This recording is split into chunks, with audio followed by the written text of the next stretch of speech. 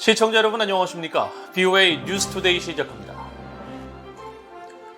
미국과 한국의 외교장관들이 워싱턴에서 만나 북한의 핵실험에 대응한 군사 대비태세 등의 방안을 논의했습니다. 토니 블링컨 국무장관은 특히 북한이 7차 핵실험 준비를 마쳤다면서 신속한 대응을 위해 미한일 3국이 긴밀히 접촉하고 있다고 말하고 북한이 경로를 바꿀 때까지 압박을 강화할 것이라고 밝혔습니다. 첫 소식 조은정 기자가 보도합니다. 토니 블링컨 미국 국무장관과 미국을 방문한 박진 한국 외교부 장관이 회담 후 공동 기자회견을 통해 북한 핵실험에 대응한 단호한 입장을 밝혔습니다. 토니 블링컨 국무장관은 특히 북한의 핵실험에 대응해 군사 대비 태세를 조정할 준비가 돼 있다고 밝혔습니다. We're preparing for all contingencies, again, in very close coordination with others, notably with the ROK and with Japan. And we are prepared to make both short and longer term adjustments to our military posture as appropriate. 블링컨 장관은 이어 북한이 핵실험을 강행하면 영내 심각한 불안정을 야기하고 여러 유엔 안보리 결의들에 제시된 국제법을 노골적으로 위반하는 것이라고 지적하고 북한이 경로를 바꿀 때까지 압박을 가할 것이라고 경고했습니다. We've also made clear that unless and until the DPRK is engaged with us and with partners and allies in diplomacy and in dialogue, that the pressure will continue, it will be sustained, and as appropriate, it will be increased. 블링컨 장관은 이어 대북 억지력과 관련해 미한 연합훈련 확대를 언급했습니다. 방어와 준비태세를 목적으로 한 연합 군사훈련의 범위와 규모를 어떻게 확대할 것인지에 대한 논의에도 미국은 전념하고 있다면서 북한의 모든 도발과 공격 가능성에 대응하기 위한 능력을 확실히 갖출 것이라고 밝혔습니다. 이어 북한의 핵과 미사일 프로그램을 지원하는 러시아와 중국의 개인과 단체에 대한 제재도 계속할 것이라고 말했습니다.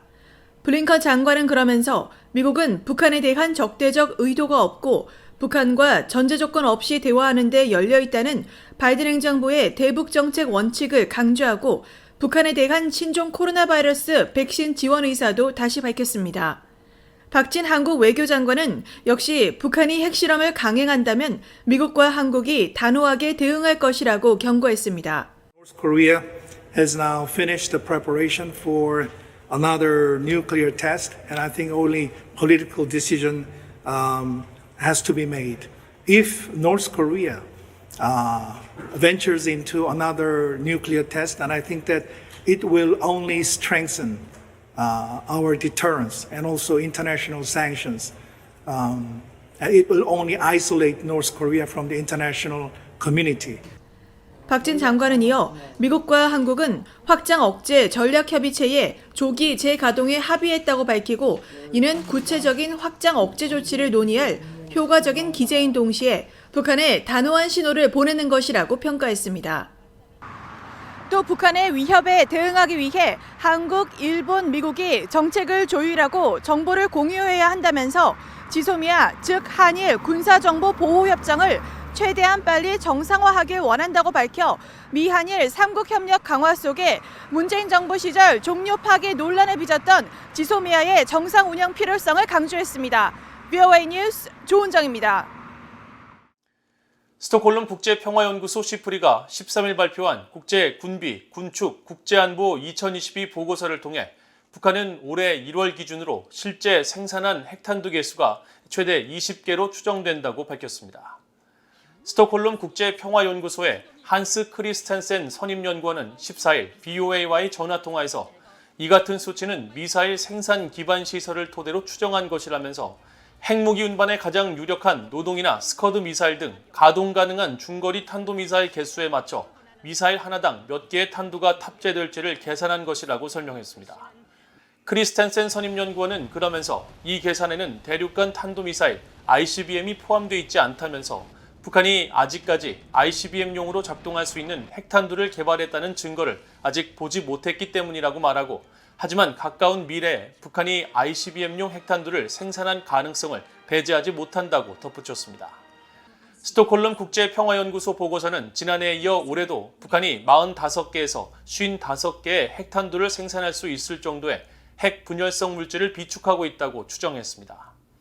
한편 이 연구소는 전 세계적으로 생산된 핵탄두 개수가 1월 현재 12,705개인 것으로 추산했으며 여기에 북한은 핵탄두 개수 최대 20개로 포함돼 세계 9위의 핵탄두 생산국으로 파악됐습니다. 북한이 새 외무상에 최선희 외무성 일부상을 임명해 향후 외교 재개 가능성이 거론되는 가운데 북한 문제를 외교로 풀어나갈 가능성이 더 희박해졌다고 존 볼튼 전 백악관 국가안보 보좌관이 전망했습니다. 볼튼 전 보좌관은 이날 VOA에 지난 2019년 하노이 미북 정상회담에 앞서 미국 협상팀이 만난 최선희 외무상의 인상은 매우 강경했고 마이크 펜스 부통령 등에 대해 독설을 퍼붓는 등 미국에 대한 비난을 서슴지 않는 강경파였다며 이같이 설명했습니다.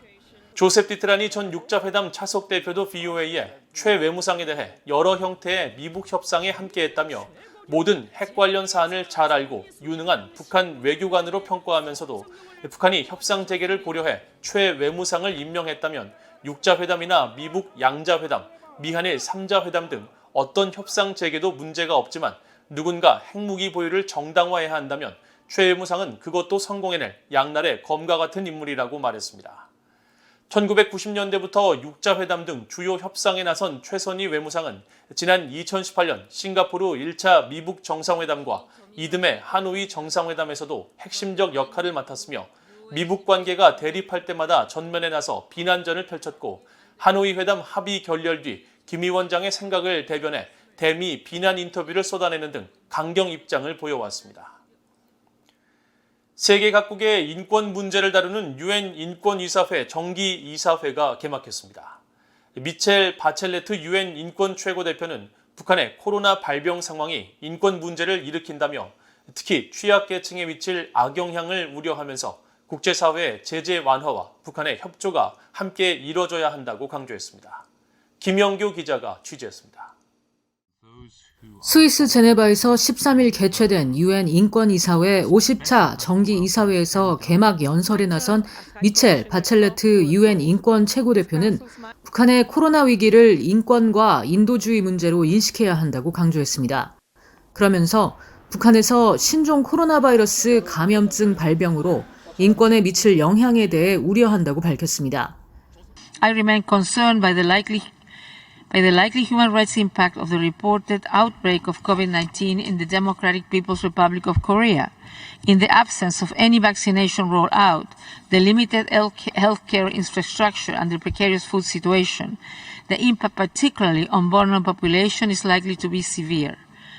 바첼레트 대표는 그러면서 인도주의적 지원과 코로나 관련 지원을 위한 국제사회의 제재 완화를 촉구하면서 북한에는 인도주의적 지원을 위한 문호 개방을 권고했습니다.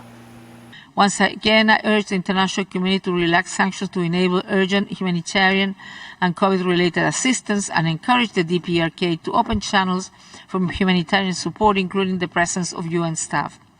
바첼레트 대표는 인권이사회에 제출한 연례 보고서에서 북한의 인권 유린 기록 축적과 관련해 한국 법무부와 통일부 등의 기록 보존 방법을 전했다고 밝혔습니다. 이날 신종 코로나 바이러스에 대한 대응을 설명하는 토의에서 바세바 크로커 제네바 주재 미국 대사는 5억 도스 넘는 백신 등 미국의 지원 내용을 설명했습니다.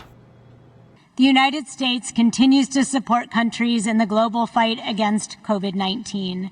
We have delivered over 500 million safe and effective vaccine doses to more than 115 countries and economies in partnership with COVAX. 크로커 대사는 그러면서 미국은 특히 중저소득 국가의 낮은 백신 접종률에 대해 우려한다고 밝혔습니다. 유엔 인권이사회 제50차 정기이사회는 다음 달 8일까지 진행되며 마지막 날엔 북한 인권 특별보고관을 비롯한 8명의 특별보고관들을 임명할 예정입니다. 북한 인권 특별보고관 최종 후보는 엘리자베스 살몬, 페루 교황청립 가톨릭대학 민주주의 인권연구소 소장이 지명됐습니다.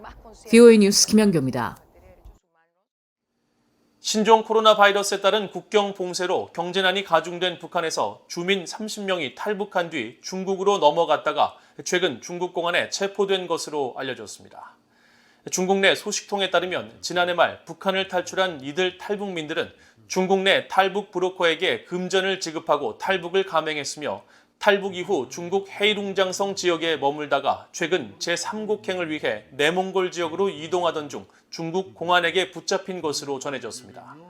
VOA가 입수한 이동 직전 촬영된 영상에서 탈북민들은 좁은 방에서 단체로 생활하면서 탈출을 위해 대기하고 있었으며 탈북 브로커들은 탈북민들에게 최단거리 탈북 경로와 이동 시간에 따른 비용을 안내하면서 돈을 추가로 요구하는 음성이 담겼습니다.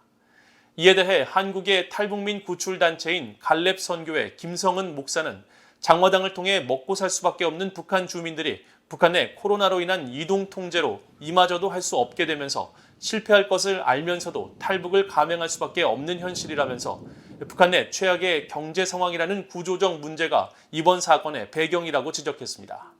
그러면서 최근 신종 코로나 바이러스 재유행으로 중국 당국이 강제 북송을 포함해 탈북민들에 대한 처벌을 더욱 강화하고 있다면서 새 한국 정부가 미국 정부와 협력해 이들에 대한 중국 정부의 강제 북송 규탄을 포함한 실질적 조치를 취하고 북한 인권 문제에 더욱 관심을 기울여주길 당부했습니다.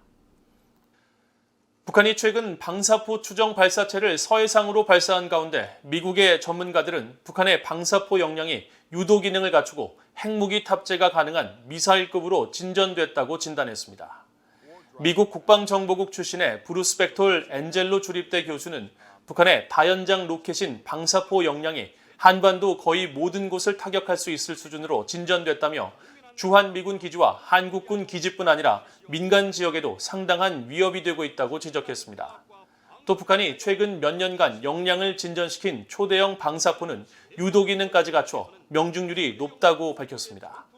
브루스 베넷 랜드연구소 선임연구원은 북한의 방사포가 유도 기능을 갖췄다면 탄도미사일의 특징을 보이기 때문에 사실상 미사일로 분류해야 한다며 북한의 소위 방사포 역량은 심지어 이스칸데르급 미사일 KN-23과 같은 단거리 탄도미사일에도 적용되고 있다고 지적하고 이런 초대형 방사포는 핵무기를 탑재할 수 있어 한국에 엄청난 피해를 줄 수 있다고 진단했습니다. 전문가들은 또 한국은 대공 미사일 시스템을 설치하고 대포병 역량을 개선하는 등 로켓과 미사일 방어 역량을 대폭 늘려야 한다고 강조했습니다. 이상으로 VOA 뉴스투데이를 모두 마칩니다. 시청해주신 여러분 고맙습니다.